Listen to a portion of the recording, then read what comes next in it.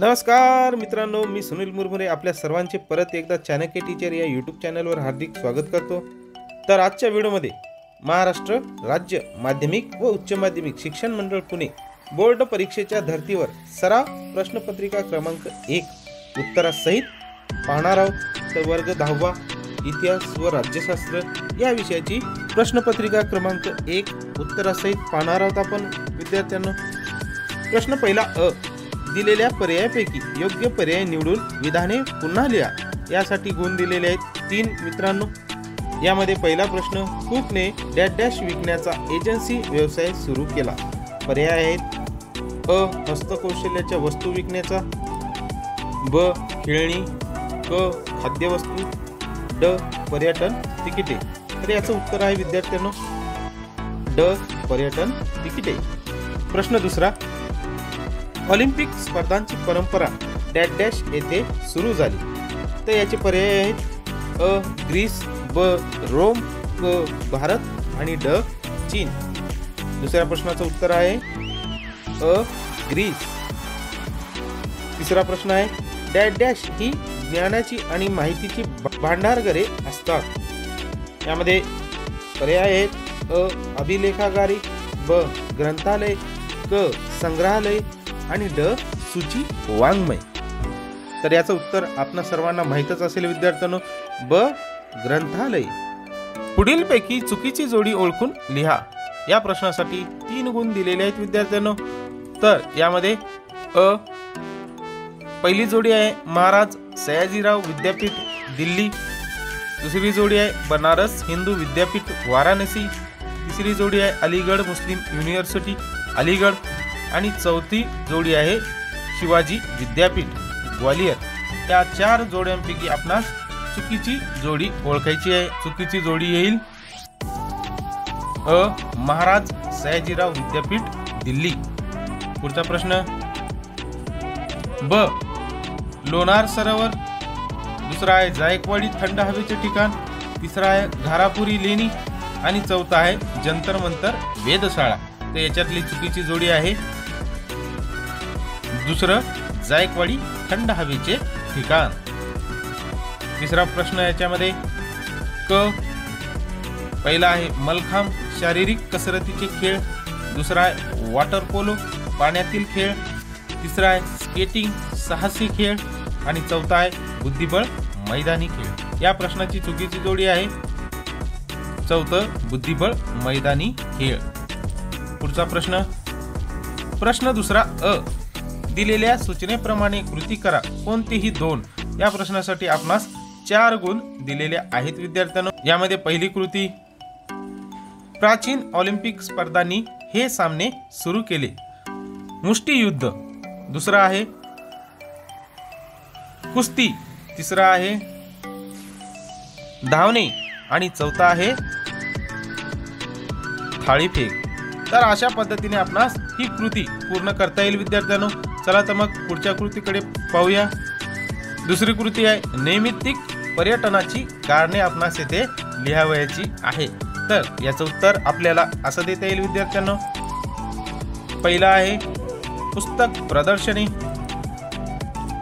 दुसरा आहे साहित्य संमेलने, तिसरा आहे फिल्म फेस्टिवल आणि चौथा आहे औद्योगिक मेळावे। तर अशा पद्धतीने आपणास ही दुसरी कृती पूर्ण करता येईल विद्यार्थ्यांनो। चला तर मग पुढे पाहूया। तिसरी कृती, कोशांचे प्रकार। तर आपणास इथे कोशांचे 4 प्रकार लिहावयाचे आहेत विद्यार्थ्यांनो। हा प्रश्न 2 गुणांसाठी विचारलेला आहे। 4 प्रकार जरी लिहिले आपण तर आपल्याला प्रत्येक उत्तराला अर्धा गुण मिळेल विद्यार्थ्यांनो इथे। तर यामध्ये पहिला प्रकार आहे सूची वाङ्मय, दुसरा प्रकार आहे विश्वकोश, तिसरा प्रकार आहे विद्यार्थ्यांनो इथे कोश सदृश्य वाङ्मय, चौथा प्रकार आहे शब्दकोश। तर अशा पद्धतीने 3 कृती आपण येथे सोडवून घेतलेल्या आहे विद्यार्थ्यांनो। या 3 पैकी आपणास कोणतीही 2 कृती योग्यरित्या सोडविल्यास आपणास 4 गुण मिळतील विद्यार्थ्यांनो। पुढचा प्रश्न आहे प्रश्न दुसरा ब, टिपा लिहा कोणतीही 2। यासाठी आपणास इथे 4 गुण दिलेले आहेत विद्यार्थ्यांनो। तर यामध्ये पहिला प्रश्न आहे अभिलेखागार या विषयावर आपणास येथे टिपा लिहावयाचा आहे विद्यार्थ्यांनो. तर याचं उत्तर आपणास असं लिहिता येईल विद्यार्थ्यांनो, प्राचीन दस्तऐवज, ग्रंथ, अभिलेख यांचे शास्त्रशुद्ध पद्धतीने जतन करून आवश्यकतेनुसार ती कागदपत्रे उपलब्ध करून देणारा शासकीय विभाग वा यंत्रणा म्हणजे अभिलेखागार होय. जे दस्तऐवज संग्रहालय वा ग्रंथालय यांच्याकडून प्रदर्शित केले जात नाहीत, परंतु ऐतिहासिक दृष्ट्या ते महत्त्वाचे असतात, अशा कागदपत्रांचे जतन अभिलेखागारामध्ये केले जाते. हे दस्तऐवज शासनाला, संशोधकांना आणि जनतेला आवश्यकतेनुसार अभिलेखागाराकडून उपलब्ध केले जातात.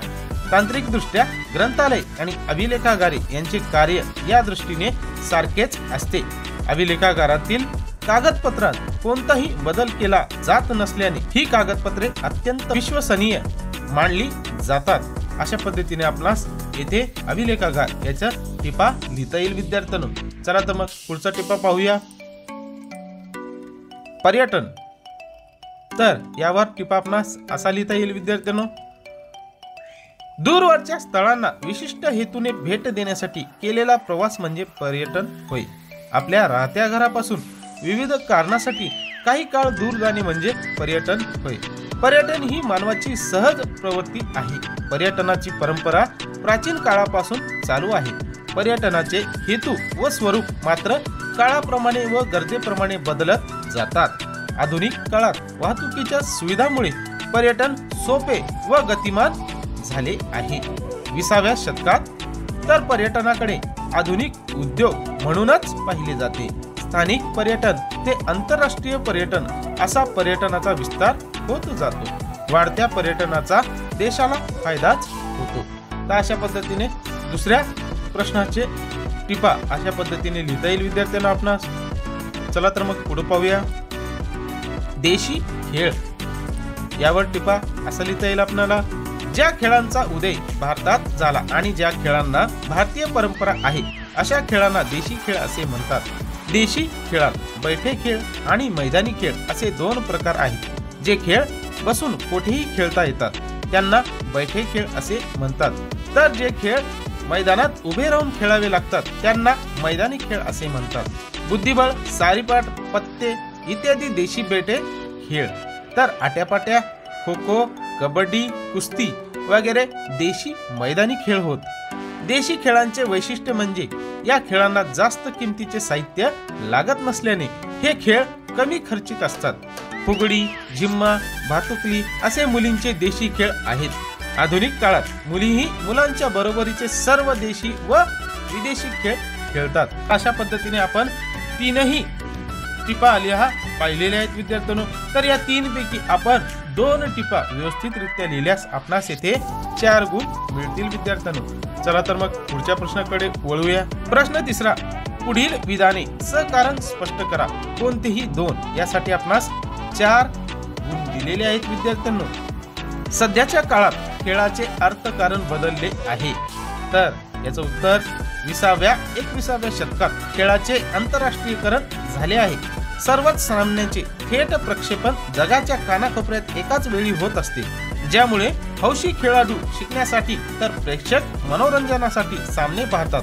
निवृत्त खेळाडू समालोचनासाठी वाहिन्यावर येतात. मोठा प्रेक्षक वर्ग सामने पाहतो. त्यामुळे कंपन्या मोठ्या प्रमाणात पैसा खर्च करून आपल्या उत्पादनाच्या जाहिराती खेळाच्या प्रक्षेपणादरम्यान करीत असतात.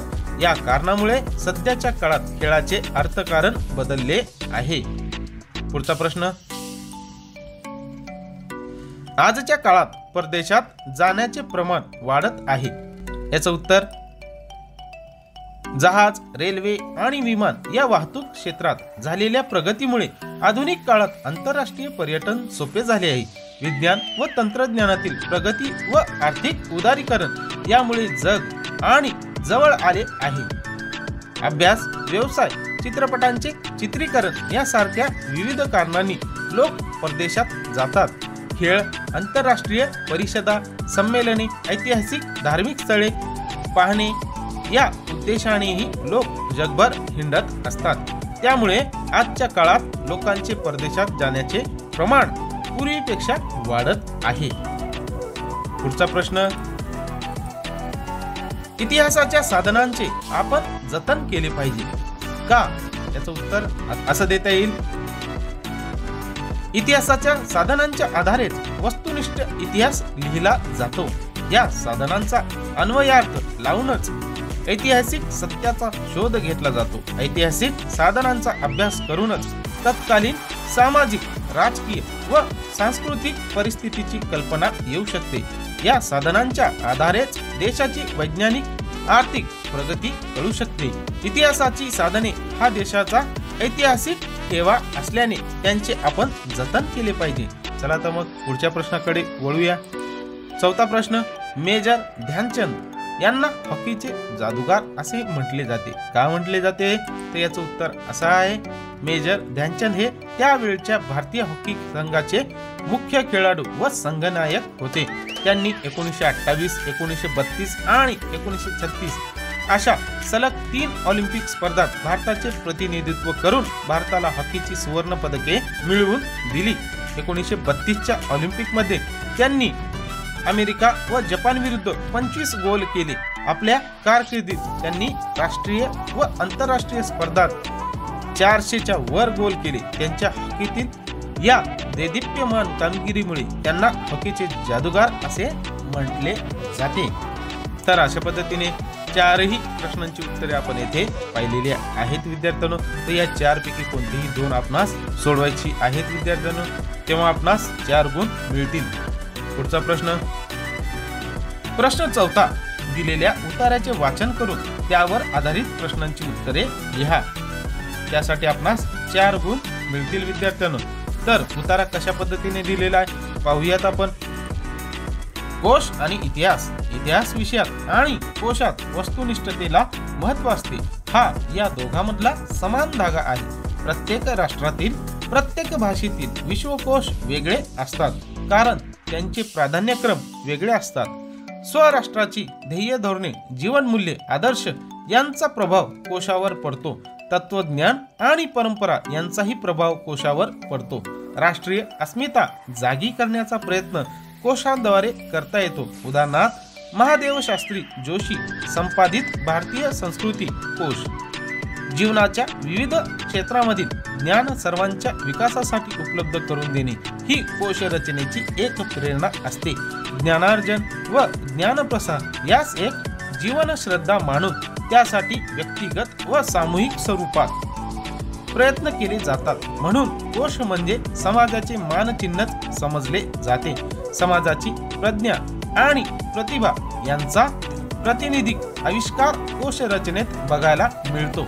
चला तर मग यावर आधारित प्रश्न पाहूयात.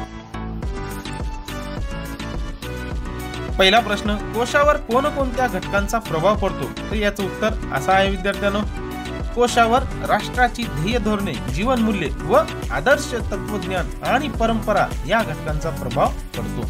प्रश्न दुसरा, इतिहास आणि कोश यात कोणत्या बाबतीत समानता आहे?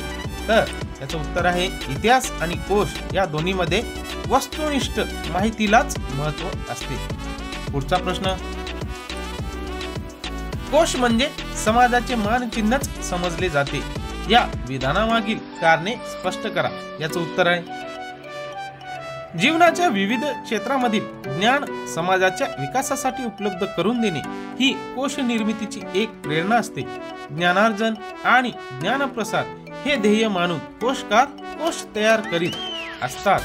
त्यामुळेच समाजाची प्रज्ञा आणि प्रतिभा यांचा आविष्कार कोश रचनेत पाहायला मिळतो. कोशाद्वारे राष्ट्रीय अस्मिता जागृत करण्याचाही प्रयत्न होत असतो. म्हणूनच कोश म्हणजे केवळ ग्रंथ न राहता ते समाजाचे मानचिन्हच समजले जाते. या 3 पैकी कोणतीही 2 प्रश्न व्यवस्थितरित्या बरोबर लिहिल्यास आपणास येथे 4 गुण मिळतील विद्यार्थ्यांनो. पुढचा प्रश्न, प्रश्न 5वा, पुढील विधानांची सविस्तर उत्तरे लिहा. कोणतीही 2. तर यामध्ये पहिला प्रश्न, भारतातील खेळांच्या साहित्याच्या इतिहासाविषयी माहिती लिहा. तर याचं उत्तर आपणास असं देता येईल विद्यार्थ्यांनो, खेळांशी संबंधित साहित्य ही एक नवी ज्ञानशाखाच निर्माण झालेली आहे. भारतात विविध खेळावर विपुल लेखन केले जाते. खेळांशी संबंधित अनेक पुस्तके व आत्मचरित्रे प्रसिद्ध झालेली आहेत. खेळाविषयीचे कोश लिहिले जात आहेत. व्यायाम या विषयावर स्वतंत्र शब्दकोश तयार झालेला आहे. मलखांबाचा इतिहास प्रकाशित झालेला आहे. खेळावर लेखन असणारी स्वतंत्र क्रीडा मासिके, पाक्षिके प्रसिद्ध होत असतात. दैनंदिन वृत्तपत्रांमध्ये 1 वा 2 संपूर्ण पाने क्रीडा जगतासाठीच राखून ठेवलेली असतात. षटकार नावाचे खेळाला वाहिलेले नियतकालिक पूर्वी प्रसिद्ध होत असे. द्वारकानाथ, संजगिरी, शिरीष कणेकर, बाळ पंडित असे अनेक लेखक क्रिकेट आणि अन्य खेळावर वृत्तपत्रामधून लेखन करीत असतात. इंग्रजी भाषेत तर क्रीडा क्षेत्रावर प्रचंड प्रमाणात लेखन होत असते. अन्य प्रादेशिक भाषांमधूनही क्रीडा लेखन होते. ही सर्व माहिती म्हणजे खेळांच्या साहित्याचा इतिहासच आहे. पुढचा प्रश्न, पर्यटनाशी संबंधित व्यावसायिक क्षेत्रे स्पष्ट करा. तर याचं उत्तर आपल्याला पर्यटनाशी संबंधित अशी पुढील व्यावसायिक क्षेत्रे आहेत. पर्यटकांच्या राहण्यासाठी असणारी निवासस्थाने, लॉजेस चालवणे, ती बांधण्यासाठी संबंधित असणारे उद्योग, खाद्यपदार्थांची दुकाने, हॉटेल्स, खानावळी इत्यादी उद्योग, हस्तोद्योग व कुटीरोद्योग आणि त्यांच्या विक्रीचे दुकाने, हॉटेलांशी संबंधित दूध, भाज्या, किराणा इत्यादी शेती व पशु उद्योग, पर्यटकाच्या वाहतुकीसाठी असणारे बस, रिक्षा, टॅक्सी आदी उद्योग, प्रवासी एजंट्स, फोटोग्राफर, मार्गदर्शक, गाईड्स, ठिकाणांची माहिती छापणारे मुद्रक इत्यादी व्यवसायही पर्यटनाशी संबंधित असतात. पुढचा प्रश्न, अभिलेखागाराच्या व्यवस्थापनात कोणती कामे महत्त्वाची आहेत? याचं उत्तर, अभिलेखागाराच्या व्यवस्थापनात पुढील कामे महत्त्वाची असतात. महत्त्वाच्या नोंदी असलेली कागदपत्रे त्यात कोणताही बदल न करता सुरक्षित ठेवणे, कागदपत्रांचे वर्गीकरण करून सूची तयार करणे, कागदपत्रे मागणीनुसार शासनाला व नागरिकांना उपलब्ध करून देणे, जुन्या कागदपत्रांचे वाळवी, दमट हवा इत्यादीपासून संरक्षण करणे, अभिलेख व्यवस्थापनाविषयी सुधारित कार्यपद्धती अंमलात आणणे, संगणकीय प्रणालीचा वापर करणे, विभागीय आणि स्थानिक अभिलेखागारे स्थापन करणे, राष्ट्राचा सांस्कृतिक आणि ऐतिहासिक वारसा पुढील पिढ्यांसाठी जतन करून ठेवणे, महत्त्वाच्या कागदपत्रांची गोपनीयता जपणे, अभिलेखागाराची दैनंदिन कामे सुकर होण्याच्या दृष्टीने यंत्रणा निर्माण करणे, महत्त्वाच्या बाबी लोकांपर्यंत पोहोचवण्यासाठी नियतकालिके व अन्य प्रकाशने प्रसिद्ध करणे. तर अशा पद्धतीने आपणास येथे तीनही प्रश्नांची उत्तरे पाहता येतील. विद्यार्थ्यांनो, या 3 पैकी कोणतेही 2 प्रश्न सोडविल्यास आपणास 4 गुण मिळतील. विद्यार्थ्यांनो, चला तर मग वळूया पुढच्या प्रश्नाकडे. प्रश्न 6, दिलेल्या पर्यायापैकी योग्य पर्याय निवडून विधाने पूर्ण करा. यासाठी आपल्याला येथे 2 गुण दिलेले आहेत. विद्यार्थ्यांनो, यामध्ये पहिला प्रश्न, शेतीचे उत्पादन वाढवण्यासाठी आणि अन्नधान्याबाबत स्वयंपूर्ण होण्यासाठी डॅश डॅश करण्यात आली. तर येथे पर्याय आहेत जलक्रांती, हरित क्रांती, औद्योगिक क्रांती आणि धवल क्रांती. तर याचं उत्तर ब, हरित क्रांती आहे. विद्यार्थ्यांनो, पुढचा प्रश्न, नॅशनल कॉन्फरन्स हा पक्ष डॅश डॅश या राज्यात आहे. याचे पर्याय आहेत अ, ओडिशा, ब, बिहार, क, आसाम आणि ड, जम्मू आणि काश्मीर. तर याचं उत्तर आहे विद्यार्थ्यांनो ड, जम्मू आणि काश्मीर. चला तर मग पुढच्या प्रश्नाकडे वळूया. प्रश्न 7, पुढील विधाने चूक की बरोबर ते सहकारण स्पष्ट करा. कोणतेही 2. यासाठी आपल्याला इथे 4 गुण दिलेले आहेत या प्रश्नासाठी. तर यामध्ये पहिला प्रश्न, राजकीय पक्ष या सामाजिक संघटनाच असतात. याचं उत्तर बरोबर आहे का चूक आहे हे द्यायचं आहे आणि त्याच्या कारणासहित स्पष्ट करायचं आहे. विद्यार्थ्यांनो, चला तर मग उत्तर पाहूया. हे विधान बरोबर आहे. याचे कारण, समाजातील काही व्यक्ती एकत्र येऊनच राजकीय पक्ष स्थापन करतात. म्हणजेच राजकीय पक्ष हे समाजाचेच अविभाज्य घटक असतात. जनतेच्या समस्या सोडवण्याचा प्रयत्न राजकीय पक्ष करीत असतात। त्या समाजाची भूमिका विचारसरणी घेऊन राजकीय पक्ष समाजात कार्य करीत असतात, म्हणून राजकीय पक्ष हे एक प्रकारे सामाजिक संघटनाच असतात। दुसरा प्रश्न, चळवळीला खंबीर नेतृत्वाची गरज नसते। याचं उत्तर आहे हे विधान चूक आहे आणि याचे कारण, कोणतीही चळवळ नेतृत्वामुळेच क्रियाशील राहते आणि व्यापक बनते। चळवळीचे यश अपयश ही खंबीर नेतृत्वावरच अवलंबून असते। चळवळीचा कार्यक्रम, आंदोलनाची दिशा आणि तीव्रता केव्हा कमी अधिक करायची याबाबत खंबीर नेतृत्वच योग्य निर्णय घेऊ शकते। खंबीर नेतृत्वच लोकांपर्यंत पोहोचून जनाधार मिळवू शकते, कारण चळवळीची परिणामकारकता वाढवू शकते, म्हणून चळवळीला खंबीर नेतृत्वाची गरज असते। त्यामुळे हे विधान चूक आहे विद्यार्थ्यांना। चला तर मग पुढे पाहूया। ग्राहक चळवळ अस्तित्वात आली, हे विधान बरोबर आहे। तर याचे कारण आहे, अर्थव्यवस्थेतील बदलांचा आणि बदललेल्या समाज व्यवस्थेचा ग्राहकावर परिणाम होत असतो। भेसळ, वस्तूंच्या वाढवलेल्या किमती, वजन मापातील फसवणूक, वस्तूंचा कमी दर्जा पण अधिक किमती इत्यादी सारख्या अनेक समस्यांना ग्राहकांना तोंड द्यावे लागते। अशा फसवणुकीपासून ग्राहकांचे संरक्षण करण्यासाठी 1986 साली ग्राहक संरक्षण कायदा अस्तित्वात आला। त्यानंतर ग्राहकांना आपल्या हक्काची जाणीव व्हावी व त्यांचे संरक्षण व्हावे यासाठी ग्राहक चळवळ अस्तित्वात आली। प्रश्न 8 अ, पुढील संकल्पना स्पष्ट करा, कोणतीही एक। तर यासाठी आपल्याला इथे 2 गुण दिलेले आहेत विद्यार्थ्यांनो। तर चला तर मग संकल्पना कशा पद्धतीने दिलेली आहे पाहूयात आपण। चळवळ, तर याचे उत्तर आहे, एखाद्या प्रश्नाच्या निराकरणासाठी जेव्हा लोक संघटित होऊन सातत्याने कृती करतात तेव्हा तिला चळवळ असे म्हणतात। चळवळी या नागरिकांचा सार्वजनिक जीवनातील सहभाग वाढवतात। सार्वजनिक हितासाठी आणि प्रश्नांच्या सोडवणुकीसाठी चळवळी होत असतात। सरकारवर दबाव आणून आपले प्रश्न सोडवण्यासाठीची चळवळी होतात असे नाही, तर शासनाच्या काही निर्णयांना वा धोरणांना विरोध करण्यासाठीही चळवळी होतात। धार्मिक, सामाजिक, आर्थिक, सांस्कृतिक, पर्यावरण विषयक, स्वच्छता, वाईट प्रथा, परंपरा इत्यादी विविध विषयातील प्रश्न घेऊन चळवळी होत असतात। चा प्रश्न, राष्ट्रीय पक्ष। याचे उत्तर आहे, राष्ट्रीय पातळीवर कार्यरत असणाऱ्या पक्षांना राष्ट्रीय पक्ष असे म्हणतात। राष्ट्रीय पक्ष म्हणून मान्यता मिळण्यासाठी निवडणूक आयोगाने पुढील निकष ठरवले आहेत।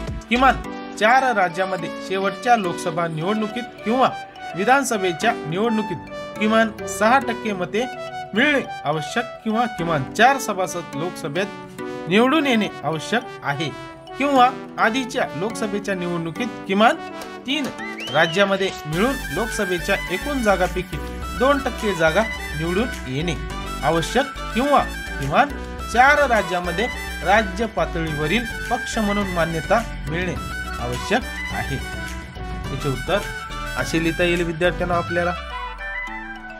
पुढचा प्रश्न, प्रश्न 8 ब, दिलेल्या सूचनेनुसार कृती करा, कोणतीही एक। यासाठी 2 गुण दिलेले आहे विद्यार्थ्यांनो। तर कृती अशा पद्धतीने आहे, महाराष्ट्रातील प्रादेशिक पक्ष। तर महाराष्ट्रातील प्रादेशिक पक्ष कोणकोणते आहेत ते आपल्याला इथे लिहायचे आहेत विद्यार्थ्यांनो। तर प्रत्येक उत्तराला अर्धा गुण दिलेला आहे विद्यार्थ्यांनो। 4 प्रादेशिक पक्ष लिहिले तरी चालतील विद्यार्थ्यांनो। तर पहिला पक्ष आहे समाजवादी पक्ष, दुसरा पक्ष आहे शेतकरी कामगार पक्ष, तिसरा पक्ष आहे शिवसेना आणि चौथा पक्ष आहे महाराष्ट्र नवनिर्माण सेना।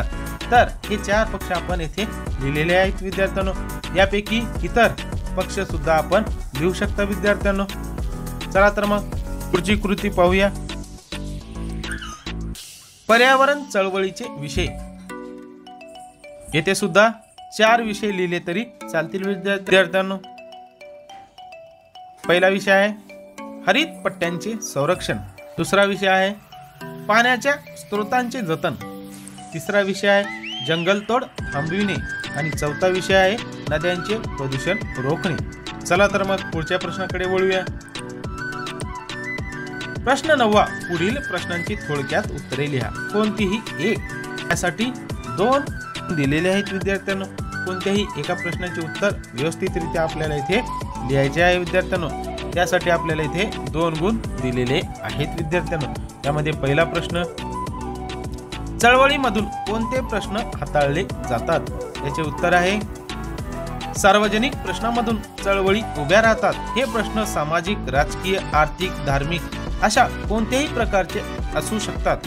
नागरिकांच्या हक्कांचे जतन, मताधिकार, स्वातंत्र्य अशा प्रश्नासाठी राजकीय चळवळी होतात। किमान वेतन, आर्थिक सुरक्षितता, रोजगार, स्वदेशीचा वापर अशा आर्थिक प्रश्नावर चळवळी होतात। समाजातील अनिष्ट चालीरीती, अस्पृश्यता, भेदभाव अशा सामाजिक प्रश्नावर चळवळी होतात।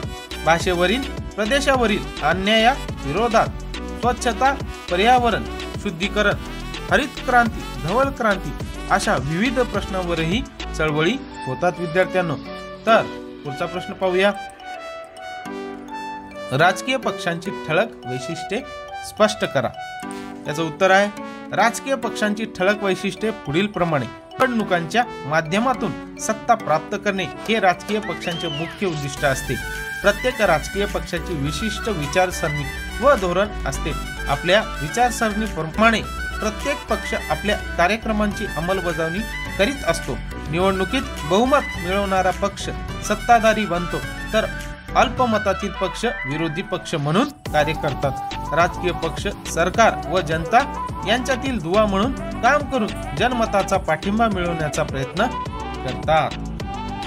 तर अशा पद्धतीने आपण इतिहास व राज्यशास्त्र या विषयाची सराव प्रश्नपत्रिका क्रमांक 1 उत्तरासहित पाहिलेली आहे विद्यार्थ्यांनो। असेच नवनवीन व्हिडिओ मिळवण्यासाठी आपल्या चाणक्य टीचर या यूट्यूब चॅनलला लगेच सबस्क्राईब करा व माहिती आवडल्यास व्हिडिओ पुढे शेअर करा। चला तर मित्रांनो, भेटूया पुढच्या व्हिडिओमध्ये एका नवीन व्हिडिओसह। तोपर्यंत धन्यवाद।